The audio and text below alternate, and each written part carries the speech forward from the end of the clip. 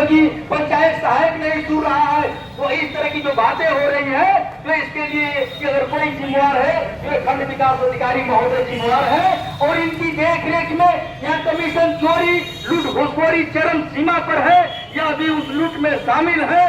इसलिए इस तरह के सवालों पर ये नहीं बोल रहे हैं और नहीं इस तरह के सवालों को रोकना चाहते हैं। तो इसके लिए अगर कोई जिम्मेवार है तो ये खंड विकास अधिकारी जिम्मेवार है, और साथ ही साथ ये ग्राम प्रधान लोग भी जिम्मेवार है, जो सफाई कर्मियों से 2-2 हजार रुपया लेकर के उनको काम करने से रोक देते हैं। और ये प्रधान लोग जो है सेक्रेटरी से तालमेल करके जो है ये पैसा का लेन देन और हेरा फेरी करते हैं। इसलिए सेक्रेटरी नहीं सुनता, इसलिए रोजगार सेवक नहीं सुनता, पंचायत सहायक नहीं सुनता। इस लूट में सारे लोग शामिल हैं, इसलिए गांव का धन लूटा जा रहा है, गांव में विकास नहीं हो रहा है। इसके बाद वहां पर सभी लोग जो है मौन धारण कर लिए, कोई नहीं बोल रहा है, सभी लोग वहां चुप्पी साध लिए। इस तरह की बात मैं आपको इसलिए कह रहा हूं कि इस विकास धन के लूट में गांव से लेकर ब्लॉक और जिला के सभी अधिकारी और कर्मचारी शामिल हैं। और इसीलिए अगर हम किसी सवाल पर बात करते हैं, जांच कराने की बात करते हैं, तो जांच करने वाला भी वही है जो पैसा लेकर यहाँ जिला पर बैठा है। अगर ये जाएगा जांच के नाम पर, तो वहाँ जिसके खिलाफ जांच होनी होगी उससे भी पैसा लेकर के दोबारा फिर वापस चला आएगा और अपने हिसाब से रिपोर्ट लगा देगा कि सारी चीजें क्लियरेंस है। इस तरह से ये विकास का पैसा लूटा जा रहा है। इसीलिए गांव में नालियां बजा रही हैं, आने जाने का रास्ता नहीं है, पीने का पानी नहीं है, बीमारी में दवाई नहीं है, बच्चों की पढ़ाई नहीं है।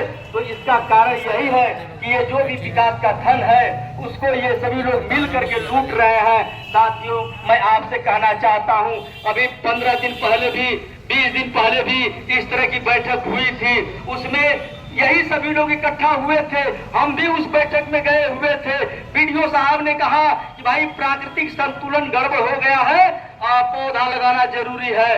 तो आप लोग बताइए कि कौन प्रधान किस गांव में कितना पौधा कितनी जमीन में लगवाएंगे।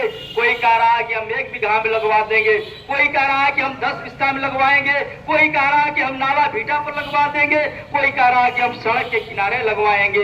इस तरह की बातें हो रही थी।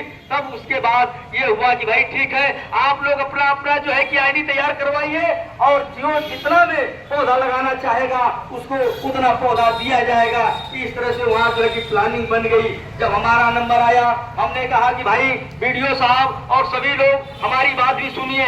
आप लोगों से मैं यह कहना चाहता हूं कि 3 साल से मैं ग्राम प्रधान हूं, ये चौथा चल रहा है। आप लोग सही कह रहे हैं कि प्राकृतिक संतुलन गड़बड़ हो चुका है, जनजीवन पर असर पड़ रहा है। हम भी मानते हैं कि पौधा लगाना जरूरी है, उसे बचाना जरूरी है, लेकिन मैंने 3 साल के अंदर देखा हर साल पौधा लगता है। तो आप सभी लोग बता दीजिए कि ये 3 साल का जो पौधा लगा वह पौधा कितना बचा हुआ है और कहां कहां बचा हुआ है। जब इस तरह का सवाल हमने खड़ा किया, ये सारे लोग चुप्पी साध गए, कोई उसमें बोल नहीं रहा है, बल्कि वो खंड विकास अधिकारी खड़ा होकर के लोगों को समझाने का कोशिश कर रहा है कि भाई इस बार जो पौधा लगेगा तो उसको बांस से घेरा जाएगा। हर गांव में जो है कि एक आदमी को रखा जाएगा, मनरेगा के तहत मजदूरी दी जाएगी, 90 दिन काम करेगा और उस पौधा की देखभाल करेगा, पानी उसको देगा। हमने कहा कि जो व्यक्ति पौधा को देख रेख करेगा, अगर उसके पीरियड में उसके समय में अगर वो पौधा नष्ट हो जाएगा तो उसका क्या होगा, उस मजदूर को मजदूरी मिलेगी कि नहीं मिलेगी। तो बीडीओ साहब कह रहे हैं भाई अगर पौधा नष्ट हो जाएगा तो दोबारा उसमें पौधा लगा दिया जाएगा। इस तरह की बात करके उसमें बहकाया गया और सारे वहाँ के ग्राम प्रधान जितने लोग थे, जेई से लेकर रेडियो वीडियो सारे लोग, कोई उसमें बोल नहीं रहा है कि ये सवाल सही है कि 3 साल का जो पौधा लगा वो कहाँ है, कितना बचा हुआ है। इन सवालों पर